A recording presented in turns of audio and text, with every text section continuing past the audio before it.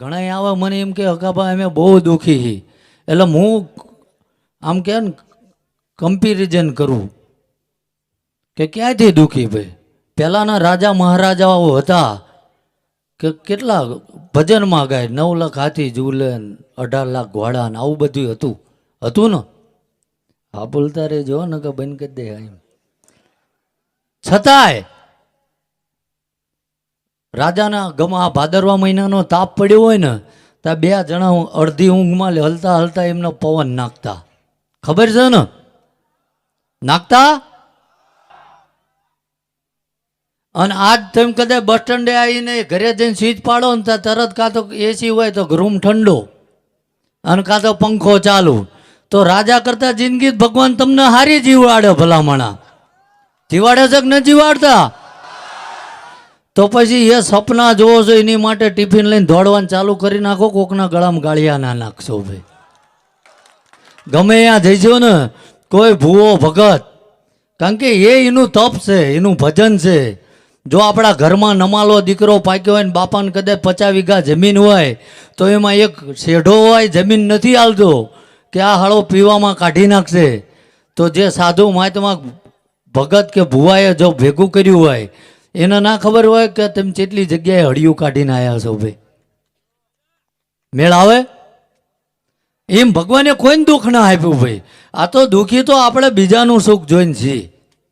બાકી આ રોડ ઉપર જે હોતા હોય ને ત્યાં એક નજર મારો ને ગાડી ઊભી રાખીને કે આમને તો કદાચ આ નાળામાં હોતા છે ઓઢવા ધાબળોય નથી, અને એકવાર આમ આકાશમાં જોઈ લો ને તો ભગવાને એમ કહી દો ને ત્યાં તો મને ઘણું આપ્યું છે આમની કરતા. તો કોઈ દુઃખી નથી. પાછો પાડોશવાળો માણા ગાડી લાવે તો આપણી આંખું 4 થાય. આવડા કયા ગામ જોવરાવા જાય, હાલો આપણે અહીંયા જઈએ. એટલે એ સિસ્ટમ નથી ભલામણા. અને જો જોરાવાળા દરડા કરતા હોય તો તમારે બધા પાસે 2-5 હુકામ મુકાવતા હોય. કહો હાજે આમ ચપટી વગાડીને એ પૈસાનો વરસાદ ના કરે? થાય? કશું ના થાય ભાઈ. આ કયો પાડી ભાઈ? કંઈ ના થાય એવું. તો હું ટિફિન લઈને 500 રૂપિયામાં હું કામ જાઉં છું? પણ કીધું જેમ 21મી સદી છે, વ્યસનમાંથી બહાર આવો. દીકરા દીકરીને ગમે એવી તંગી હોય એને ભણાવો. કારણ કે મેં તો બહુ નજીકથી જોયું છે. આપણે કહીએ ને ફલાણો માણા મારો ભાઈબંધ, ફલાણો મારો હગોન, પણ જ્યારે મજૂરિયાત વર્ગ હોય ને અને દીકરી દીકરાના અવસર આવતા હોય ને તો મહિનો ફાંકા ફોજદારી કરી હોય બધી. તારો ભાઈ બેઠો છે ને તમે તાર લગ્ન આવે તાર આવી જજે ને એમ. અને છેલ્લા 3 દાડા રહે ને તાર રોણ કાઢે. પૈસા એક જગ્યાએથી આવવાના હતા ને આયા નથી એમ. પણ લુખેશ તારી પાસે જન્મો તેદું ના નતા, હું કરવા આસમાનમાં ઘોડા દોડાવવા એમ.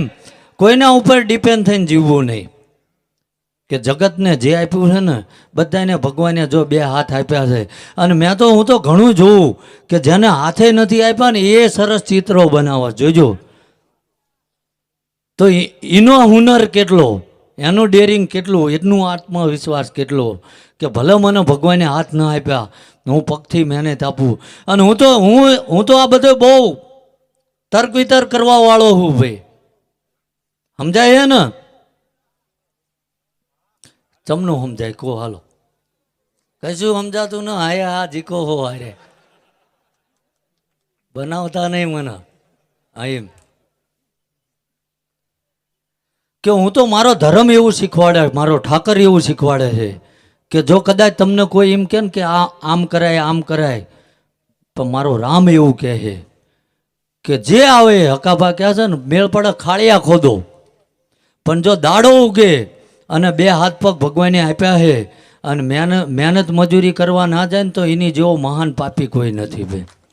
સાધુ સંતને ના ગણતા, સંસારીની વાત કરું છું કે 2 હાથને પગ આપ્યા છે અને ગમે ત્યાં જાય તો અત્યારે 500 રૂપિયા તો કમાઈને લઈને આવી શકે. અને જેના ઘરમાં કદાચ 500 આવતા હોય ને તો સાંજે અહીંયા રોટલાની રાડ ખોદી ના આવે. હવે પણ અત્યારે માણાને શું છે હકાભા, ભજીયા કરતાં ચટણી વધુ વાલી છે. એમ મફત મળે ને. પણ મેં કીધું એમ કે મેં ધીમે ધીમે શરૂઆત કરી અને અમે સર્વે કર્યું તો 37 થી 40,000 લોકોને આપણે દારૂ મુકાયો છે ભાઈ. એટલે કદાચ મારા મા બાપ ભલે જ્યાં હશે અત્યારે ઉપર, એ કદાચ ડોકાચ્યું કરીને જોતા હશે તો એને અફસોસ નહીં થાય કે મેં કોને જન્મ આપ્યો એમ. સમજાય ને કે એટલાના તો ઘર બરબાદ થતા બચાયા, પછી મોત તો કદાચ ભલે આની જાપાન બહાર નીકળ્યું લખ્યું હોય તો આવી જાય. આપણને કંઈ બીક નથી. ચમ કે જે ભગવાને રોલ આપ્યો એ પૂરો કરી આલ્યો છે. અને ક્યારેય ઈશ્વરને ફરિયાદ ન કરી.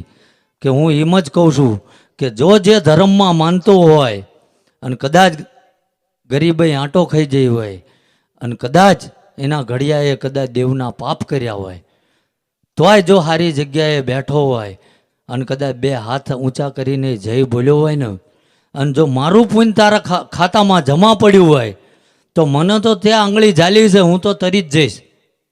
પણ મારા ખાતામાંથી પુણ્ય લઈને એનામાં નાખી દેજે અને વળતી વેળા કરજન. જો કદાચ આ નાભીનું પાપ અહીં મૂકી દો અને કાલ હવાર દાડો ઉગ્યો ભાઈ, એવું નક્કી કરી લો કે હવે 25 દાડા કોઈનું અહિત વિચારવું નથી, ક્યાંય ખરાબમાં મારો પગ હશે નહીં, કોઈને મારે નડવું નહીં.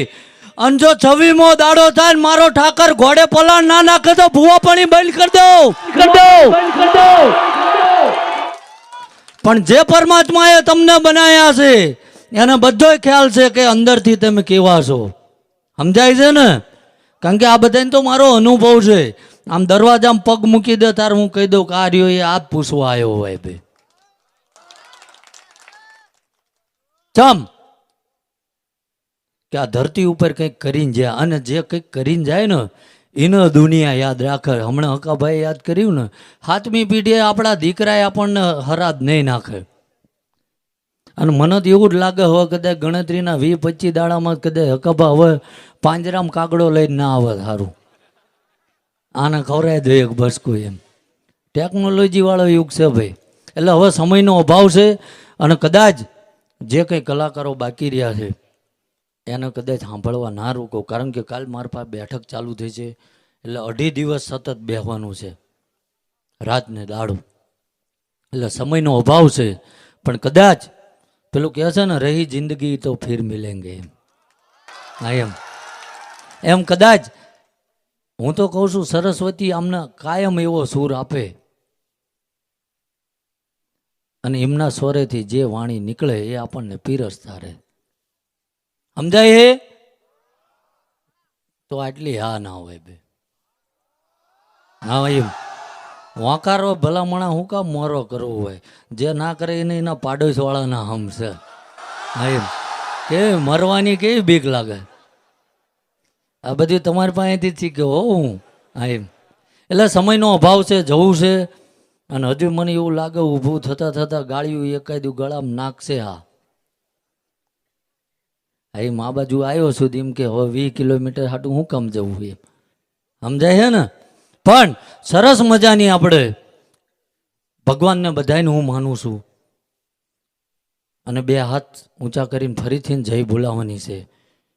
અને જે કંઈ આ પુણ્ય વરસ છે ને જય બોલાયાનું, એ કદાચ તમારેથી જાણતા અજાણતા પાપ થયા છે ને તો એ મારો ઠાકર આ મેઘલી રાતે ભૂખી નાખશે ભાઈ. પણ નાભીના કગરથી જય બોલાવશો તો નકર પાડોશ વાળાનું પાપ તમારામાં આવશે. હા એમ મારી પાસે 2 જ રસ્તા હંમેશા રાખું છું. તો આપણે બધાને 2 હાથ ઊંચા કરીને જય બોલાવવાની. બોલો સુરાપુરા દાદાની કુળદેવી માત કી, દ્વારકાધીશની, સોમનાથ મહાદેવ કી, પવન પુત્ર હનુમાન કી, મોગલ માત કી. ઓમ નમઃ પાર્વતી પતે હર હર મહાદેવ. પાછું હું બોલ્યો એ ઉતારજો થોડુંક, બધું ના ઉતરે કઈ નહીં, 100 ગ્રામ ઉતારજો. અને હજુ કાર્યક્રમ ઘણો બાકી છે, એટલે બધાય કલાકારોને સાંભળજો. પણ મારે આગે જવાનું છે અને બધું સંભાળવાનું છે ભાઈ. કારણ કે કાલ એટલે 30-35 હજાર માણસ આવે અને એનું રહોડું સંભાળવાનું છે ભાઈ. બધાને ખબર છે કે ઘરે આપણે કદાચ એક દી જાન આવવાની હોય ને તો મા બાપને 3 દી અગાઉ ઊંઘ ના આવતી. આવે હે ચમ બોલતા ન ભાઈ? હા એમ તો ભલા માણા મારે તો રોજ જાન આવે છે કો, પણ મારી હારે જોડાઈજો ને એવું કંઈક કરજો. કઈ ના થાય કઈ નહીં, મૂંગા મરજો, કોઈ નડતા નહીં. હા એમ ગામમાં હળિયું ના કરતા કોકનું, સમજાય છે ને? હા બસ એટલે હવે મારે જવાનો ટાઈમ થયો છે અને આગળ જે કંઈ કલાકારો પીરશે એ સાંભળજો. હવે મહેરબાની કરીને ઊભા થઈને હળિયું કાઢતા ને એવો ફોન લે. હા એમ મળી રહે. હમણાં મેં કીધું ને રહી જિંદગી તો ફિર મિલેંગે.